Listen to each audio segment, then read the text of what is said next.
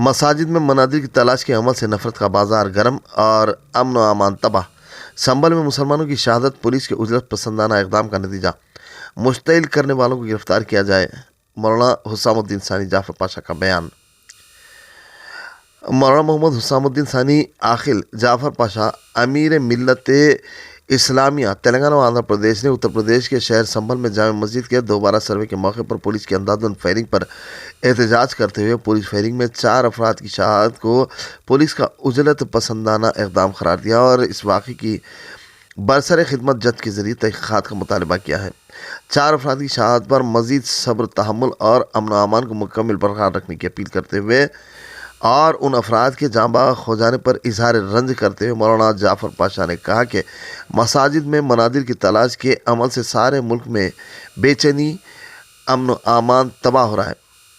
انہوں نے کہا کہ ایسی کتنی ہی حالیہ غیر جمہوری انداز میں بنائی گئی عبادت گاہیں ہیں اور ایسی کتنی ہی تعمیرات کا سلسلہ ابھی جاری ہے جس پر حکومتوں کے تمام محکمے بالخصوص پولیس کے تمام شعبے بالکل خاموش ہیں۔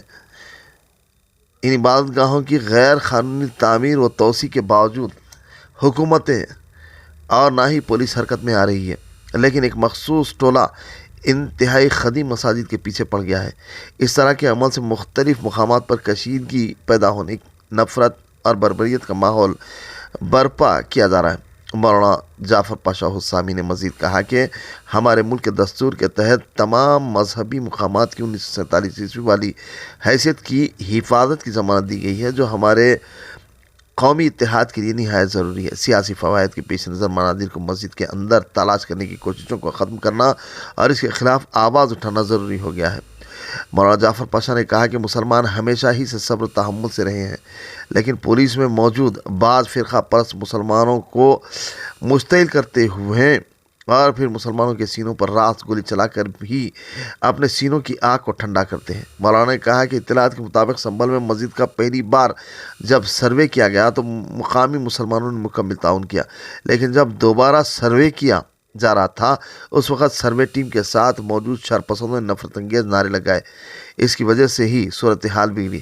جب مسلمانوں نے فرقہ پرستوں کے خلاف جمہوری احتجاج کیا تو پولیس کو غصہ آ گیا اور لوگوں کو منتشر کرنے کے لیے کیے جانے والے اقدامات یا ہوائی فائر کے بجائے مسلمانوں پر راست گولیاں چلا دی گئیں، جس کے نتیجے میں 4 مسلم نوجوانوں کی شہادت ہو گئی۔ یہی نہیں بلکہ پولیس کی وحشیانہ عمل کے باعث کئی افراد زخمی بھی ہوئے ہیں۔ ستم بالائے ستم یہ کہ پولیس نے مسلمانوں کو ہی گرفتار کر لیا ہے۔ حیرت اس بات کی ہے کہ سروے ٹیم کے ساتھ جن شرپسندوں نے نفرت انگیز نعرے لگائے ان کو گرفتار نہیں کیا گیا۔ یہ شرپسندانہ نعرے لگانے والے کون تھے اور اس مقام پر ان کو کس نے بھیجا؟ ان کے پیچھے کون سی طاقت کار فرما ہے؟ اس کا پتہ چلانا، ان کو گرفتار کر کے انہیں سخت سے سخت سزا دیتے ہوئے انہیں جیل بھیجنا ضروری ہے۔ سوال یہ ہے کہ پولیس جہاں ویڈیوز کے ذریعے افراد کی تلاش کر رہی ہے، کیا پولیس کو وہ شرپسند نظر آئیں گے جنہوں نے حالات کو خراب کرنے میں اہم منصوبہ بند رول ادا کیا ہے؟ مولانا جعفر پاشا نے کہا کہ سیکولر جماعتیں انتخابات سے قبل اپنے سیاسی مفادات کی خاطر مسلمانوں سے بے پناہ محبت و ہمدردی کا اظہار کرتی نہیں تھکتی اور انتخابات کے بعد وہی بے پناہ محبت غیر محسوس نفرت میں تبدیل ہو جاتی ہے۔ مولانا جعفر پاشا نے کہا کہ سیکولر جماعتوں نے سنبھل واقعے پر ابھی تک خاموشی اختیار کی ہوئی ہے اور ان کے طرز عمل سے ان کی روایتی عملی دوغلا پن پھر سے ظاہر ہو گیا ہے۔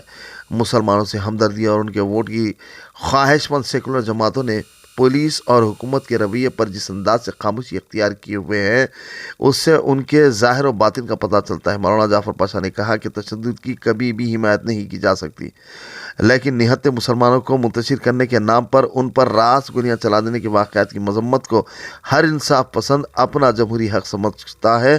امید ہے کہ جن پولیس اہلکاروں نے ڈیوٹی کے دوران اوور ایکشن سے کام لیا ہے ان کے خلاف حکومت ضرور کارروائی کرے گی۔ ویورز ہمارے فیس بک، یوٹیوب اور انسٹاگرام پیج کو لائک، سبسکرائب، فالو، کامنٹس اور شیئر کرنا نہ بھولیں تاکہ فری لانس جرنلزم کی فلاح و بقا کو یقینی بنایا جا سکے۔